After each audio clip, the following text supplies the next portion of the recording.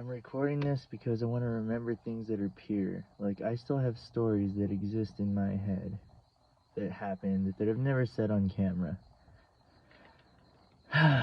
But man, I'm so afraid I'm gonna forget.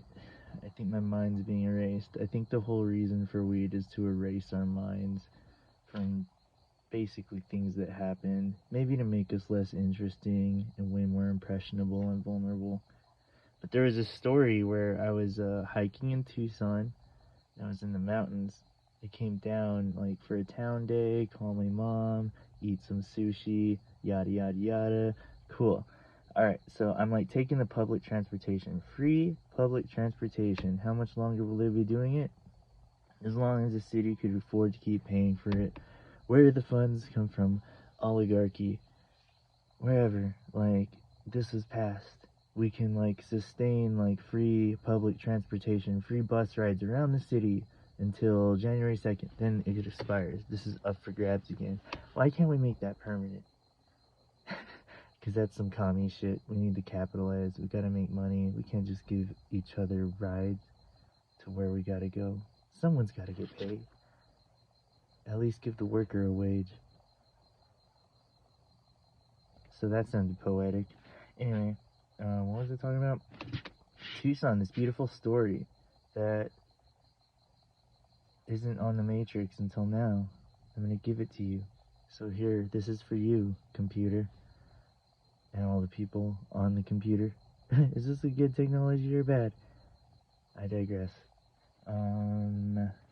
Tucson, public transportation. I'm waiting for a bus, trying to get to trail. Where was I trying to go? I don't really know. I was just hiking through the woods. In Tucson. Tucson has woods, you know. They have beautiful mountains, and that's what this story is about. I came across a professor who was like, he seemed kind of like frustrated, stressed, down on his luck. I sat next to him at the bus stop, and he was like, "You look like you're going somewhere." I said, "Yeah, I've been hiking up in those mountains." And he started talking about how, oh man, it's just hard to get nature. It's so hot in the city. This man's whole reality has been in Tucson, Arizona, not up in the hills where I am, but like down in the valley, down in the city. So all he knows is hot days. Like, it's hot. Tucson's fucking hot. It melts your windshield. It'll melt your steering wheel. You need heat protection. It gets so hot in Tucson. Like, so hot. I never want to exist a summer there. I can't stand the heat. I always feel like I'm gonna die. It's a sauna. Just live in a sauna. Anyway, yeah, this city might not exist soon. Global warming. I don't think my grandchildren will ever get to see Tucson. My heart just broke realizing this. Anyway,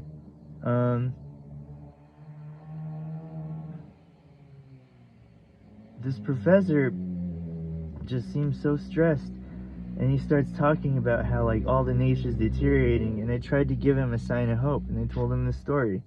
I said, I've been hiking up in those mountains, and it's so alive. It's so green. It's so vibrant. There's rain there. There's beauty there. There's nature there. And it's there. It's beautiful. It's up there. And I hope I gave him a message of hope.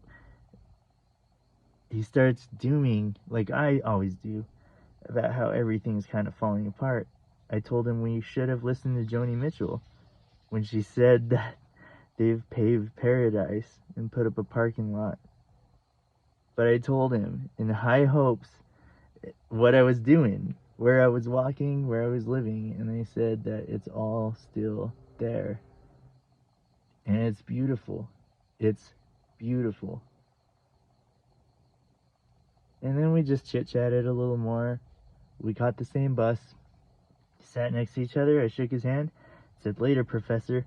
I don't remember what he taught, but he taught there at that university, which is blessed grounds.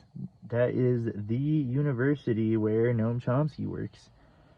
One of my heroes, maybe ex-heroes, possibly still a hero.